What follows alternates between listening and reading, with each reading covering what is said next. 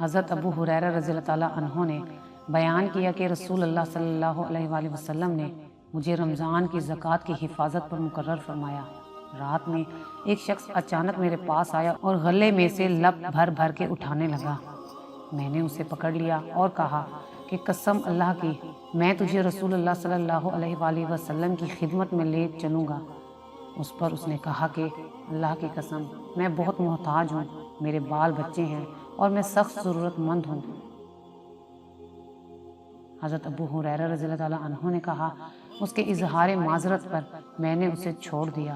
صبح ہوئی تو رسول اللہ صلی اللہ علیہ وآلہ وسلم نے مجھ سے پوچھا، اے ابو ہریرہ، گزشتہ رات تمہارے قیدی نے کیا کیا تھا؟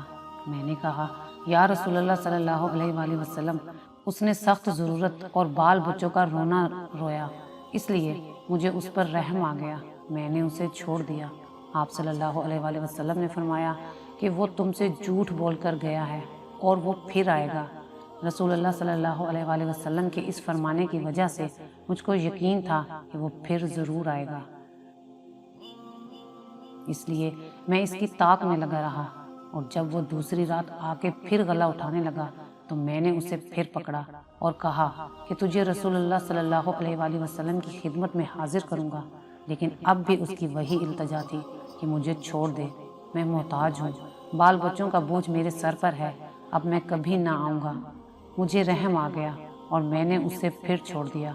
صبح ہوئی تو رسول اللہ صلی اللہ علیہ وآلہ وسلم نے فرمایا، اے ابو ہریرہ، تمہارے قیدی نے کیا کیا؟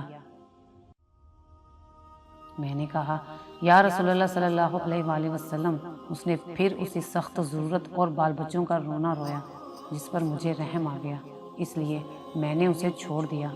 آپ صلی اللہ علیہ وآلہ وسلم نے اس مرتبہ بھی یہی فرمایا کہ وہ تم سے جھوٹ بول کر گیا ہے اور وہ پھر آئے گا۔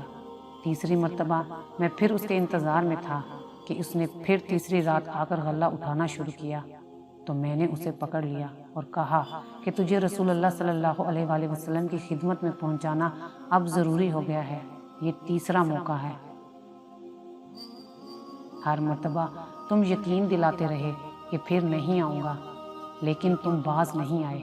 اس نے کہا کہ اس مرتبہ مجھے چھوڑ دے تو میں تمہیں ایسے چند کلمات سکھا دوں گا جس سے اللہ تعالیٰ تمہیں فائدہ پہنچائے گا۔ میں نے پوچھا، وہ کلمات کیا ہیں؟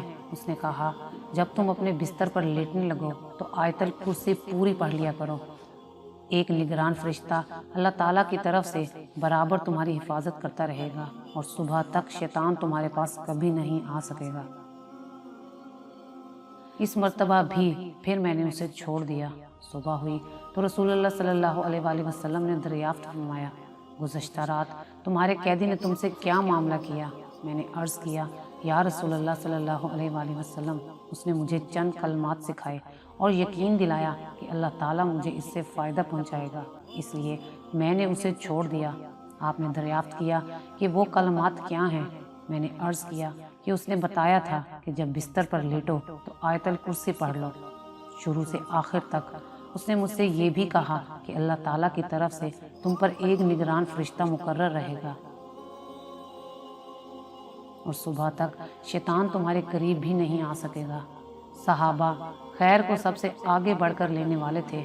نبی کریم صلی اللہ علیہ وآلہ وسلم نے ان کی یہ بات سن کر فرمایا کہ اگرچہ وہ جھوٹا تھا لیکن تم سے یہ بات سچ کہہ گیا ہے۔ اے ابو ہریرہ، تم کو یہ بھی معلوم ہے کہ 3 راتوں سے تمہارا معاملہ کس سے تھا؟